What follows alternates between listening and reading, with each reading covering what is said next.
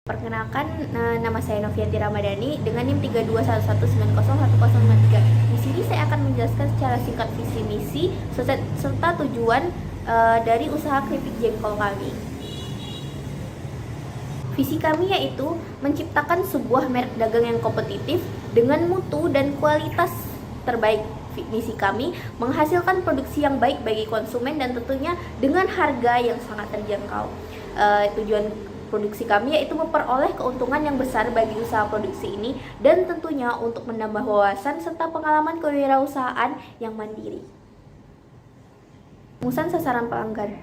Target sasaran atau juga bisa disebut target pasaran adalah suatu kelompok konsumen yang menjadi sasaran pendekatan bisnis atau usaha ataupun perusahaan yang membeli produk yang dijual. Ilmu bisnis biasanya mengkelompokkan target pasar berdasarkan rentang umur, sifat, karakter, dan kebiasaan yang hampir sama. Menentukan target pasar merupakan sebuah upaya mengkelompokkan masyarakat berdasarkan segmentasi tertentu. Melalui segmentasi ini, kita memperoleh sekaligus mengolah data serta menentukan segmen manakah yang paling cocok dengan karakteristik bisnis yang kita bangun. Menentukan target pasar. Yang pertama, dapat menempatkan gagasan pemasaran dengan lebih jelas. Yang kedua, dapat mengatur produk menjadi lebih baik dan menarik. Yang ketiga, dapat menentukan dan membandingkan peluang di pasar. Yang keempat, dapat mengelompokkan budget yang dimiliki secara tepat. Yang kelima, dapat mempermudah dalam menyesuaikan sifat dan strategi marketing yang sesuai dengan target konsumen. Yang keenam, dapat mengantisipasi adanya persaingan. Yang ketujuh, dapat membidik peluang pasar yang lebih luas. Pengertian pemasaran adalah suatu proses dan manajerial yang membuat individu atau kelompok mendapatkan apa yang mereka butuhkan dan inginkan dengan menciptakan, menawarkan, dan mempertukarkan produk yang bernilai kepada pihak lain atau segala kegiatan yang menyangkut penyampaian produk atau jasa mulai dari produsen sampai konsumen. Ada beberapa definisi pemasaran di antaranya yang pertama menurut Philip Kohler. Pemasaran adalah kegiatan manusia yang diarahkan untuk memenuhi kebutuhan dan keinginan melalui proses pertukaran. Yang kedua menurut Wes Stanton, pemasaran adalah sistem keseluruhan dari kegiatan usaha yang ditunjukkan untuk merencanakan, menentukan harga, mempromosikan, mendistribusikan barang dan jasa yang dapat memuaskan pembeli maupun pembeli potensial. Pemasaran terdapat 6 konsep yang merupakan dasar pelaksanaan kegiatan pemasaran suatu organisasi, yang itu yang pertama konsep produksi. Konsumen akan menyukai produk yang tersedia di mana-mana dengan harganya yang murah. Yang kedua konsep produk. Konsumen akan menyukai produk yang menawarkan mutu, performasi, dan ciri-ciri yang terbaik. Yang ketiga konsep penjualan berpendapat bahwa konsumen dengan begitu dibiarkan saja. Organisasi harus melakukan upaya penjualan promosi yang agresif. Mengatakan bahwa kunci untuk mencapai tujuan organisasi terdiri dari penentuan kebutuhan dan keinginan pasar sasaran serta memberikan kepuasan yang diharapkan secara lebih efektif dan efisien dibandingkan para pesaing. Yang kelima, konsep pemasaran sosial berpendapat bahwa tugas organisasi adalah menentukan kebutuhan, keinginan, dan kepentingan pasar sasaran serta memberikan kepuasan yang diharapkan dengan cara lebih efektif dan efisien. Yang terakhir, pada konsep pemasaran global ini, manajemen eksekutif berupaya memahami semua faktor-faktor lingkungan yang mempengaruhi pemasaran melalui manajemen strategis yang mantap. Baiklah, selanjutnya yaitu poin C, manajemen sumber daya bisnis. Manajemen sumber daya bisnis terdiri dari strategi pemasaran, pengembangan produk, strategi produksi, strategi pengolahan SDM, dan proses produksi. Untuk pengembangan produk sendiri, kami berencana untuk menambah varian rasa pada keripik kami sehingga timbul variasi sehingga pembeli tidak bosan dan pembeli lebih tertarik, tidak pernah bosan lah intinya dengan produk yang kami buat. Selanjutnya itu strategi produksi. Seperti yang kami bilang tadi sebelumnya, strategi produksi kami dengan menambah varian dan membuatnya sesuai dengan waktu senggang kami. Bukan berarti kami menyampaikan kualitas dari produk kami.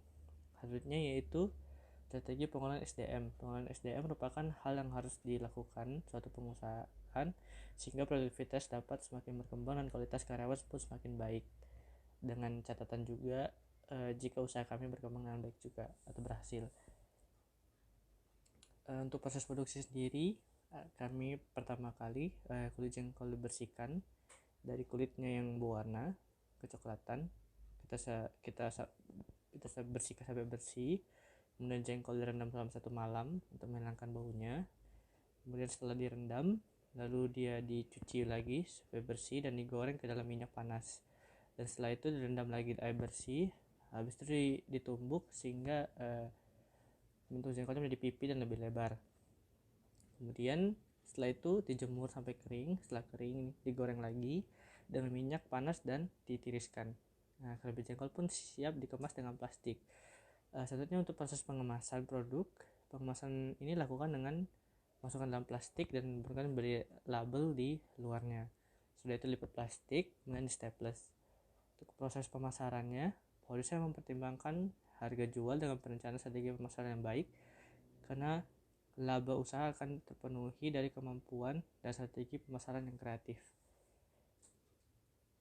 Selanjutnya yaitu usaha keripik jengkol pemilik kelompok, yaitu kelompok kami. Untuk bagian keuangan ada Novianti Ramadhani, bagian pemasaran ada Mervin Fernando yaitu saya sendiri, kemudian ada Sarah Belinda, dan kemudian bagian produksi yaitu ada Sarmila. Untuk bagian keuangan sendiri bertugas untuk melakukan identifikasi jumlah, harga, peralatan yang dibutuhkan untuk memproduksi produk atau layanan. Kemudian pemasaran ya sesuai dengan namanya, mempromosikan dan memasarkan produk. Dan kemudian penyebaran informasi dari mekanisme segala hal sehingga produk ini dapat dikenal. Kemudian ya bagian produksi untuk menghasilkan barang atau produk keripik dengan kualitas terbaik. Perkenalkan, nama saya Sarah Belinda Sialagan dengan NIM 3211941. Di sini saya akan menjelaskan mengenai aspek keuangan dan kelayakan usaha bagian D. Dalam perhitungan harga pokok penjualan dan harga jual produk atau layanan itu terdiri dari 3 variabel. Yang pertama itu ada variabel cost atau biaya variabel. Biaya variabel ini adalah biaya yang berubah sebanding dengan perubahan volume produksi. Bila produksi yang direncanakan meningkat, maka variabel cost juga meningkat. Contohnya itu ada biaya bahan baku, biaya listrik, biaya telepon, biaya pengiriman barang. Lalu yang kedua ada fixed cost atau biaya tetap. Biaya tetap ini adalah biaya yang secara totalitas bersifat tetap atau konstan walaupun perusahaan tidak berproduksi. Contohnya sewa gedung, biaya franchise, biaya asuransi, dan penyusutan mesin. Lalu yang ketiga ada break even point atau BEP. Ini adalah titik impas di mana posisi jumlah pendapatan dan biaya seimbang atau sama. Jadi tidak ada keuntungan ataupun kerugian dalam suatu perusahaan atau tim produksi tersebut. Lalu di sini ada fixed cost atau biaya tetap. Nah, di sini ada tertera nama-nama barangnya, ada wajan, ada serok, ada solet, ada tabung gas, panci, timbangan, pisau, talenan, dan ember. Dan masing-masing ini ada jumlah barangnya, lalu dikalikan dengan harga satuannya sehingga tertera ada jumlah harganya per barangnya. Lalu ini total dari biaya tetapnya adalah Rp380.000. Kita lanjut ke biaya variabel.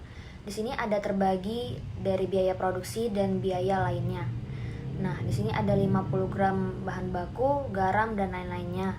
Lalu ada biaya lain-lainnya itu seperti proposal, biaya observasi, percobaan, dan biaya promosi. Total dari biaya produksi adalah Rp350.000, sedangkan biaya lain-lainnya itu totalnya Rp340.000. Jadi biaya totalnya adalah Rp380.000 ditambah Rp350.000 ditambah Rp340.000 sama dengan Rp1.070.000. Jadi biaya harga per unit itu sama dengan biaya tetap yang dibutuhkan untuk 1 bulan, yaitu penjualannya ada keripik jengkol dengan seharga Rp12.000 per satuannya dikali 10, maka harganya Rp120.000. Itu adalah pendapatan per harinya. Nah, jumlah penjualan per hari dikali 6 hari sama dengan 120.000 dikali 6, yaitu 720.000. Maka jumlah penjualan per 4 bulan per bulan dikali 4 itu ada 720.000 dikali 4, yaitu 4 minggu, yang artinya dalam 1 bulan itu kita dapatnya 2.880.000. Untuk modal awalnya sendiri itu ada Untuk mencari modal awal itu biaya tetap ditambah biaya variabel dalam 1 bulan. Itu ada 380.000 ditambah 350.000 ditambah 340.000, maka hasilnya adalah 1.070.000. Maka analisis titik impas atau BIP-nya itu sama dengan total biaya produksi selama 1 bulan dibagi produksinya. Untuk analisis keuntungannya, pendapatan keripik jengkol kali harga jual misalnya 100 dikali 12.000, maka pendapatannya itu 1.200.000. Untuk studi kelayakannya, yang pertama ada lokasi. Lokasi ini produksi keripik jengkol ini dilakukan di sebuah rumah bertempatan di Marina, Batu Haji. Di sini kami menempati rumah pribadi sebagai tempat produksi karena memang tujuan awalnya adalah kegiatan home industry. Lalu yang kedua ada sarana dan prasarana. Sarana yang tersedia di tempat produksi adalah air bersih untuk melakukan produksi dan adanya listrik yang memadai. Yang ketiga ada sumber daya manusia. Untuk usaha awal kami membutuhkan 1 orang manajer dan 3 orang karyawan produksi serta 2 orang bagian pemasaran. Untuk 3 orang sebagai karyawan produksi, kami mengambil dari orang di sekitar tempat produksi yang sudah berpengalaman dalam pembuatan keripik jengkol dan hanya memerlukan sedikit pelatihan untuk menjadikan keripik jengkol menjadi keripik yang enak. Hal ini kami lakukan untuk meningkatkan kualitas produk serta meningkatkan keuntungan. Pembuatan video bisnis launching. Dimana pembuatan video bisnis launching itu terdiri dari teknik pitch deck yang efektif dan menarik calon investor. Apa itu pitch deck? Pitch deck yaitu adalah trik membuat pitch deck yang menarik untuk mendapatkan suntikan modal. Ada beberapa hal yang harus dilakukan. Salah satunya adalah membuat pitch deck presentasi singkat yang menjadi dasar kami dalam menggait investor. Pitch deck adalah presentasi berisikan tentang bisnis yang kami buat. Ulasan ini meliputi peluang besar, modal, bisa seperti target pemasaran, dan lainnya sebagainya. Materi di dalam pitch deck ini nantinya menjadi patokan bagi calon investor sebelum memutuskan untuk mengelontarkan dananya. Strategi pemasaran. Selain daya jual, calon investor juga menilai bagaimana cara kami agar memastikan bahwa kami sudah mempunyai strategi pemasaran yang unik dan terukur. Ada banyak strategi marketing yang efektif untuk startup, diantaranya yaitu SEO atau Search Engine Optimization atau optimasi mesin pencarian agar web kami ditampilkan di halaman hashtag 1 Google. Semakin tinggi ranking website, artinya peluang website kami akan semakin tinggi juga dikunjungi. Dan semakin tinggi juga peluang untuk mendapatkan investor. Yang kedua, sosial media. Pemasaran melalui sosial media yaitu melalui Facebook, link, dan lainnya. Ataupun Instagram, dan tentunya seperti blog-blog. Yang ketiga yaitu email marketing, mengirim email berisi konten pemasaran untuk mempertahankan basis pelanggan maupun menargetkan konsistensinya investor. Cara membuat pitch deck yang baik dan menarik. Yang pertama, ringkasan rencana bisnis. Yang kedua, dokumentasi teknis. Yang ketiga, rincian modal finansial. Yang keempat, rincian riset pasar. Lalu langkah selanjutnya dalam pembuatan video bisnis launching yaitu pembuatan video bisnis launching. Pembuatan video bisnis launching itu berisi seperti bagaimana cara kita menggait investor agar berkeinginan untuk mengelontarkan dana kepada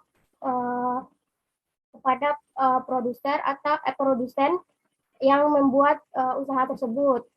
Dan bagaimana caranya kita membuat video bisnis launching secara menarik. Nanti kita lihat di bagian video bisnis launchingnya apakah video tersebut dapat bernilai layak atau tidaknya, tergantung dengan penilaian dari investor masing-masing. Yang terakhir yaitu upload video bisnis launching di media sosial. Tentunya setelah video dibuat, langkah selanjutnya mengupload video tersebut ke media sosial agar memberitahukan atau menginformasikan bahwa usaha yang kami buat benar-benar termasuk usaha yang bagus, berkualitas, dan tentunya supaya investor dapat tertarik dan berminat melontarkan dananya kepada usaha yang kami buat.